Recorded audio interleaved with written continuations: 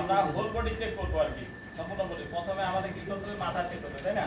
আমরা ফার্স্ট এডার হিসাবে এইভাবে বলবো, এই যে এইভাবে বসে আমাদের হাতটা চেক করবো, চেক করবো, ঠিক আছে? এই যে এইভাবে আমি হাত উঠাই দিয়ে একবারে এই পর্যন্ত নিয়ে আসবো, হাত পর্যন্ত। মাথাটাতে কোনো কিছু যদি গেঁথে থাকে, আমার হাতটা যখন যাবে তাই স্পর্শ করলে সে শব্দ করবে, ব্যথা করবে। তার কথা ফুলে গেলে আমার হাতে আমি বুঝতে পারবো যে তার মাথায় আঘাত দিয়ে মাথাটা ফুলে গেছে, তাই না? এইভাবে no deformity, no open injury, no tenderness, no swelling, no drops, মানে কোনো কিছু অনুভব হয় না, ঠিক আছে?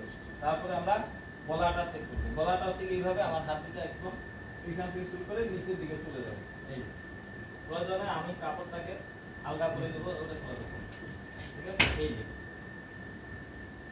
ওই একই কথা বলবো, no deformities, no open injuries, no tenderness, no swelling, no dots. তারপরে তাকিয়াটা পরীক্ষা করবো যে এটা শক্ত হয়ে আছে কিনা, কোনো কিছু গেঁথে গেছে কিনা। এই যে গেল। তারপরে কি হচ্ছে বুক, তাই না?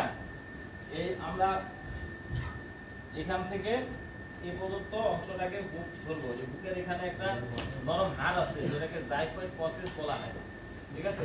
এই জাইগোয়েড প্রসেস থেকে আমরা এটাকে ভাগ করে নেব, দুইটা পার্ট করে নেব। এখানে আমরা দেখব, এভাবে দেখব, ওই no deformities, no open injuries, no tenderness, no swelling. আমি কিন্তু পিঠের দিকে যাইনি, তাই না? নো ডটস গেল। তারপরে যে অ্যাবডোমেনটা আছে এটাকে আমরা চারটা কোয়াড্রেন্টে ভাগ করব।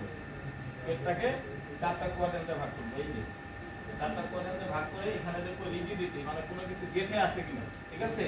No rigidity, no rigidity, no rigidity, no rigidity, no rigidity, মানে কোনো কিছু গেঁথে নেই, নো ডটস, ঠিক আছে? তারপরে আমরা কি করব, পিজন চেক করব। মেরুদণ্ডে যদি আঘাত পায় তাহলে পেনিসটা শক্ত হয়ে যাবে, ঠিক আছে? তাহলে আমরা এটা এইভাবে শক্ত হয়ে থাকে তাহলে আমরা অনুভব করবো তার পেনিস শক্ত হয়ে আছে, তার মানে তার মেরুদণ্ডে সে আঘাত পেয়েছে, নাকি? তলপেট গেল, নাকি? এখন আমরা এই যে কোমর আছে, কোমরটাতে এইভাবে পেনিসে আমরা ঝাঁকি দেব। যদি সে কোমরে আঘাত পায় তাহলে অবশ্যই শব্দ করত, তাই না? সে আঘাত পায়নি। এটা হলো কোমর পরীক্ষা গেল। তারপরে হলো পা, লোয়ার এক্সট্রিমিটি। পা গুলো আমরা এইভাবে পরীক্ষা করব, এবং পায়ের মধ্যে যদি কোনো কেস বা জুতা বা শু থাকে তাহলে সেটা খুলে দিতে হবে। আমরা পরীক্ষা করব। আমার নো ডটস, এখানে কিছু পাওয়া যায়। তারপরে হচ্ছে হাত, হাতগুলো আমরা এইভাবে দেখবো, ঠিক যে তার হাতে কোনো গেঁথে আছে কিনা, ঠিক আছে? কোনো কিছু নাই, তাহলে এখানে হবে নো ডটস।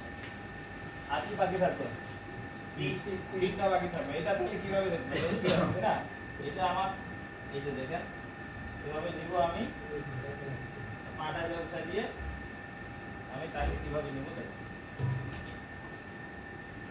এই যে আমি যেহেতু বেস্টার, আমি আমার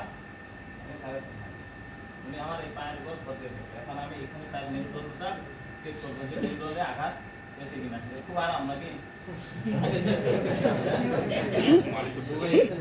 এই হলো 10টা পদ্ধতি, ঠিক আছে? ঠিক আছে, ওনার জন্য একটা করতালি হোক। এভাবে আমরা